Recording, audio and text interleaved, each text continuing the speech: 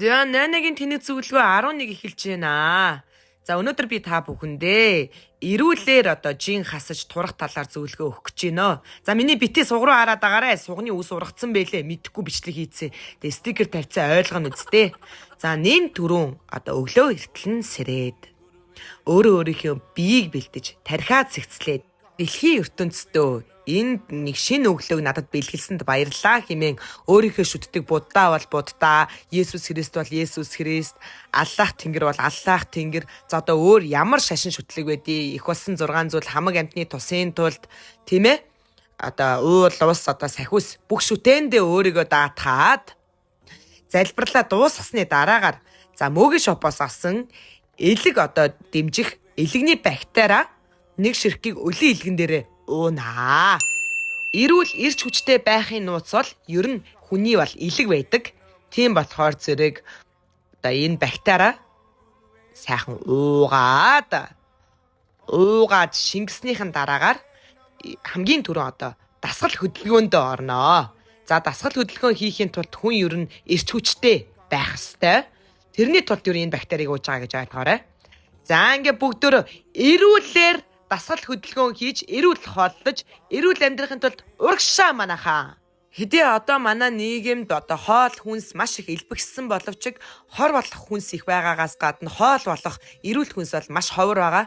Тийм учраас зэрэг эрүүл хүнсийг та бүхэн сонгон хэрэглэж авах ёстой.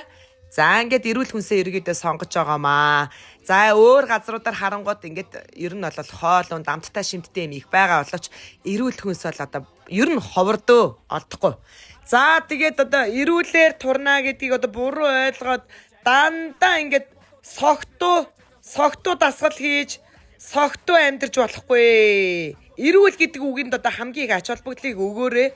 Хамгийн гол нь эрүүлэр амьдралаа шинчилж ингээ багасгаж дасгал хөдөлгөөн хийнэ. Тэрнээс ч ингээ вино арх алкоголтой зүйл хэрэглээл ингээд гүү чараагаад яваад байх юм бол таны биед огтхон ч өөрчлөлт гарахгүй. Эрүүлэр жингээ ээж эрүүл амьдрна гэдгийг хүмүүс бас эрүүл зөвхөн хоол идэж дасгал хөдөлгөөн хийнэ гэж ойлгоод энэ биш. Хамгийн нэгдүгээр бүх төрлийн алкоголтой зүйлнээс татгалзах ёстой. Нэгдүгээр пеп байна. Певийг тэгэл эрүүл мэндэд сайн гэл бөөр мөрөнд сайн л гэдэг яс өндөр огт хэрэглээд хэрэггүй. Тэгэхээр амьдралаасаа шууд хогийн сав руу хай. Хэрэгцээг үзвэл.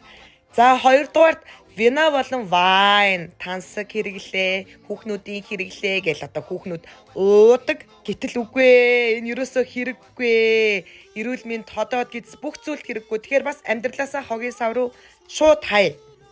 За хүндрээд цагаан арих хаяа нэг 100 г 50 г татхад бас давгүй дээ л гэдэг. Үгүй дээ. Энэ ходоод гидс бүх зүйлд маш хэрэггүй. Нийгмийн харилцаанд бүх зүйлд чи хэрэггүй. Тийм болохоор бас хогийн сав руу хийнэ.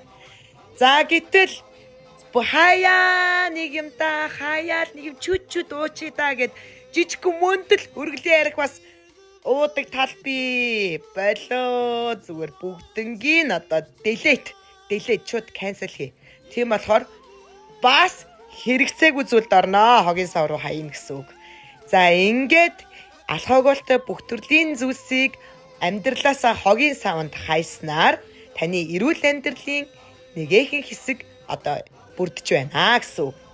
Нин түрүүн алкоголтой зүйлийг амьдралаасаа хассан байхад эрүүл хооллол, дасгал хөдөлгөөн, идэвхтэй амьдралын үндэс чинь таны биед ерөнхийдөө бий болоод эрч хүчтэй, урам зоригтойгоор амьдралд бүхнийг хийх бүх нөхцөл бололцоо чинь бүрднэ л гэж ойлгоорой.